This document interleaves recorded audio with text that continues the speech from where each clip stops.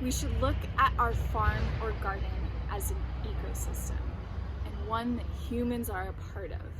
A healthy ecosystem has a diversity of plants and animals that interact, creating checks and balances within that system. One species is not able to take over because its predators are there to level it out. The species within our ecosystem need food, water, and habitat. Insects, birds, and other animals can be beneficial to our farm or garden by providing essential ecosystem services, such as pollination. And urban farms are one of the few places in our urban environment where native insects, are able to have habitat and thrive. Pollinators include species such as bees, birds, butterflies, bats, moths, as well as some beetles. Predatory insects and animals include ladybugs, wasps, praying mantis, owls, and other birds of prey. There are a number of ways that we can attract and provide habitat for these different beneficial animals, birds, insects in our garden. The number one thing that we can do is to plant diversity. So all sorts of different plants. The more diverse a system is, the healthier it is. Planting natives is one of the best things that we can do to provide a healthy ecosystem. Native plants provide native insects with food and habitat. Pollinators are working so hard to go from flower to flower, collecting nectar and pollen. The easier that we can make that job for them, the more they are likely to come to our space.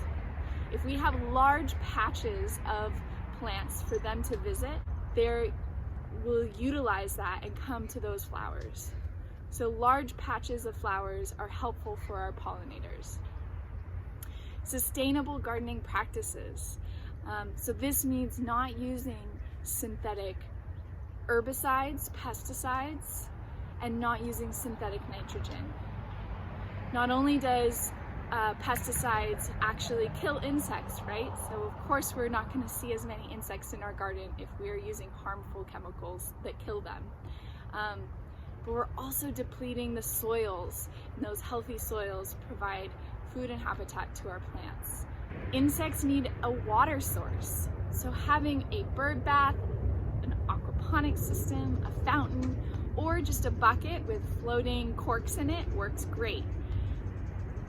Bees need a place to actually land to be able to drink that water. So a deep pool is not going to be a great place for them to collect water. Open patches of undisturbed land. This allows for burrowing insects, such as many of the burrowing bee species that we see here in California, a space to be able to collect soil and create mud, and to burrow tunnels into the soil.